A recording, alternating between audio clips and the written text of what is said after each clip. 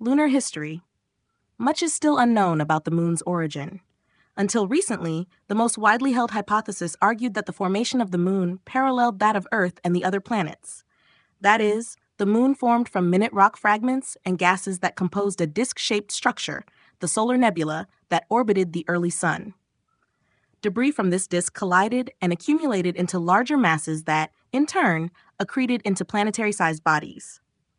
A new hypothesis, which has recently gained support from many scientists, suggests that a giant body collided with Earth to produce the moon. The explosion caused by the impact of a Mars-sized body with a semi-molten Earth is thought to have ejected huge quantities of mantle rock from the primordial Earth. A portion of this ejected material remained in orbit around Earth, while the remainder either escaped or impacted Earth's surface. In a manner similar to that proposed in the earlier hypothesis, the material orbiting Earth then began to accumulate, eventually producing the moon. Though the giant impact hypothesis provides a plausible mechanism for the moon's formation, many questions must be answered before this proposal can be considered viable. Despite the fact that the origin of the moon is still debated, planetary geologists have been able to work out some of the basic details of the moon's history, using, among other things, variations in crater density, quantity per unit area. Simply stated, the higher the crater density, the longer the topographic feature has existed.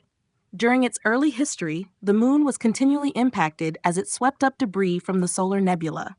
This continuous bombardment and perhaps radioactive decay generated enough heat to melt the moon's outer shell and quite possibly the rest of the moon as well. When a large percentage of the debris had been gathered, the outer layer of the moon began to cool and form a crystalline crust. From samples obtained by Apollo astronauts, the rocks of the primitive lunar crust are thought to be composed of a high percentage of a calcium-rich feldspar, a northocite. This feldspar mineral crystallized early and, because it was less dense than the remaining melt, floated to the top and formed a surface scum. While this process was taking place, iron and other heavy metals probably sank to form a small central core. Even after the crust had solidified, its surface was continually bombarded. Remnants of the original crust occupy the densely cratered highlands, which have been estimated to be as much as 4.5 billion years old. The last period of heavy bombardment, recorded in the lunar highlands, occurred almost 500 million years after the crust had formed.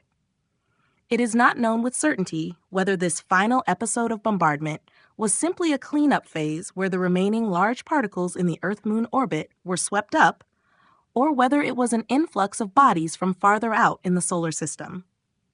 The next major event in the moon's evolution was the formation of Maria basins, which are large craters that filled with lava flowing up through cracks in the moon's surface.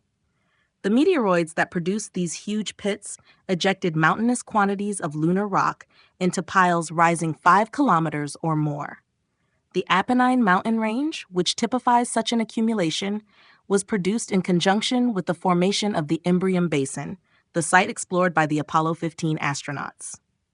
The crater density of the ejected material is greater than that of the surface of the associated basin, confirming that an appreciable time elapsed between the formation and filling of these basins. Radiometric dating of the Maria basalts, a type of rock, puts their age between 3.2 and 3.8 billion years, somewhat younger than the initial crust. In places, the lava flows overlap the highlands, another testimonial to the lesser age of the Maria deposits. The last prominent features to form on the lunar surface were the rayed craters, as exemplified by the crater Copernicus. Rays of material ejected from these young depressions are clearly seen blanketing the surface of the Maria and many older rayless craters. By contrast, the older craters have rounded rims, and their rays have been erased by the impact of small debris. However, even a relatively young crater like Copernicus must be millions of years old. Had it formed on Earth, erosional forces would have long since obliterated it.